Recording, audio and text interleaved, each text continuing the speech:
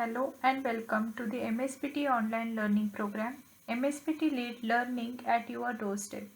I am Madhu Gudguntis, lecturer at Sri Siddheshwar Women's Polytechnic, Solapur. We will continue with the Unit 3, 8051 Timers, Interrupts, Serial and Parallel Communication.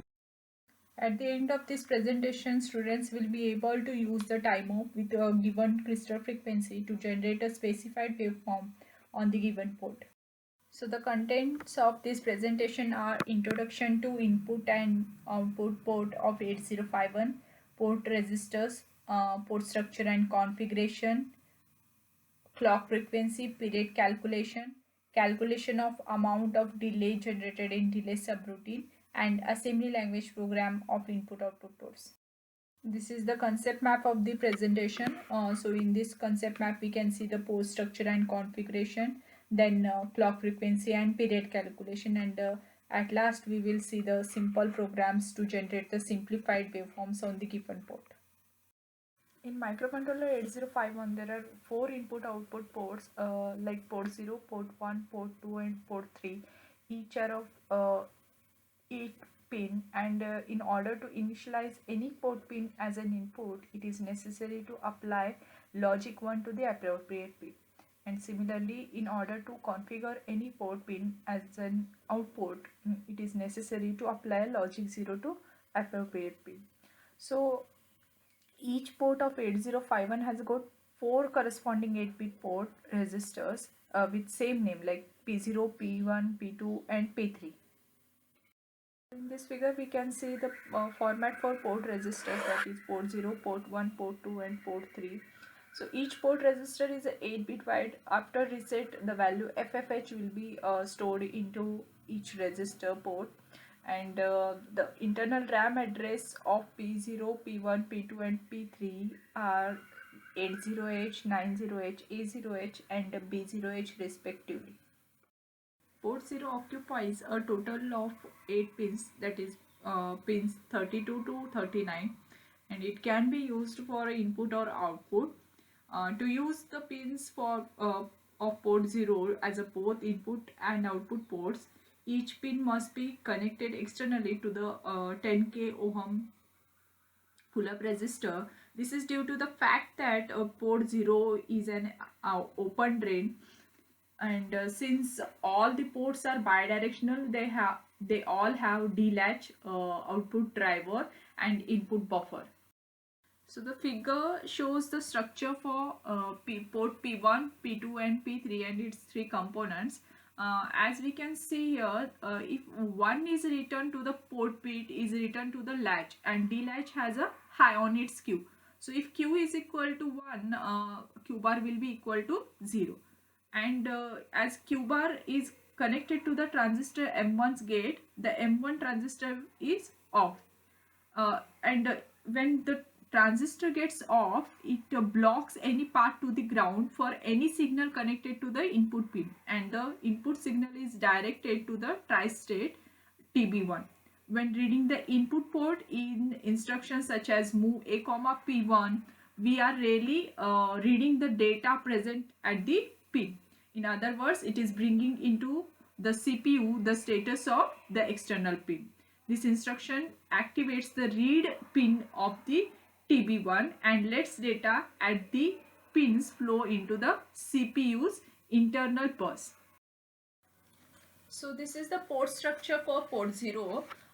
We have already seen the port structure for port 1, 2 and 3. The difference between the structure of port 0 and other ports is only that it is having no internal pull-up resistor. So we have to connect the external pull-up resistor.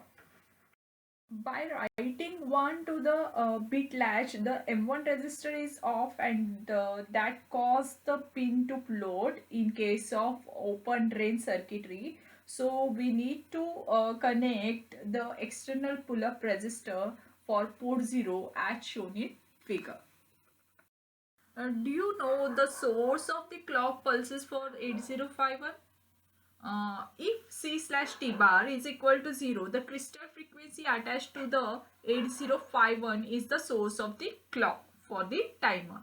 This means that the size of the crystal frequency attached to the 8051 also decides the speed at which the microcontroller 8051 timer takes. The frequency for the timer is always 1 by 12th of the frequency of the crystal attached to the 8051. Although various 8051 based systems have the crystal frequency of 10 megahertz to 40 megahertz, we will concentrate on the XTL frequency of 11.0592 megahertz.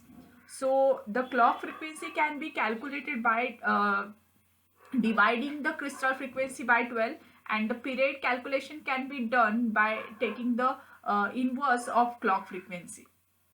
So we will take two examples here. To calculate the clock frequency, we have to divide the crystal frequency by 12. So in case it is 11.0592 megahertz, the clock frequency will be 9 to 1.6 kilohertz, and in case of 12 megahertz crystal frequency, we will get 1 megahertz clock frequency.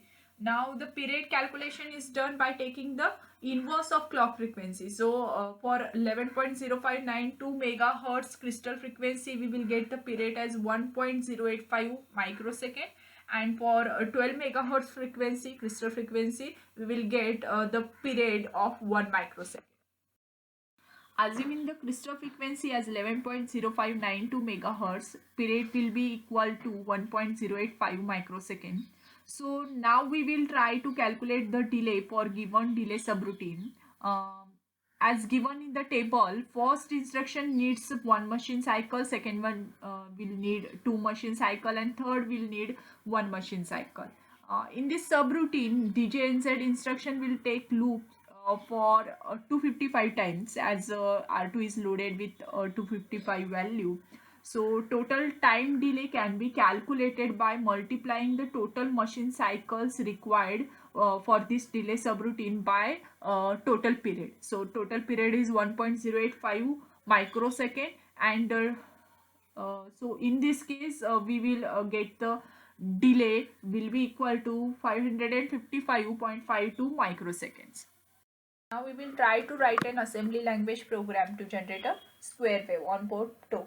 So for generating delay, we have to load port 2 with value 00H and FFH, and in between we have to call the delay subroutine. So delay subroutine is same as we have seen in the previous slide, and we know that it will generate the delay around 555 microsecond. So we need to write an assembly language program to get a byte of data from port 0, and if it is equal to 99, we have to send it to port 1, otherwise we have to send it to port 2. So in this case, port 0 must act as an input port, so we have to initialize it as an input port first. So after that, we have to store the data whatever we have received into accumulator by using the instruction move a comma p0. To compare the given data with 99, we will use the CJNE instruction, which is nothing but compare and jump if not equal.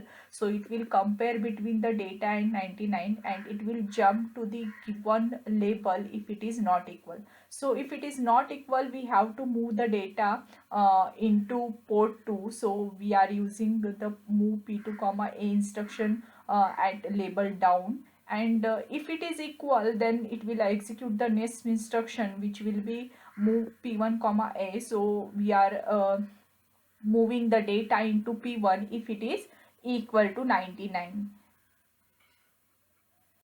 We have studied that the four ports of 8051, port 0, port 1, port 2 and port 3, each uses 8 pins, making them as a 8-bit port, and these ports can be used for input and output operations. Now attempt the MCQ set. Thank you.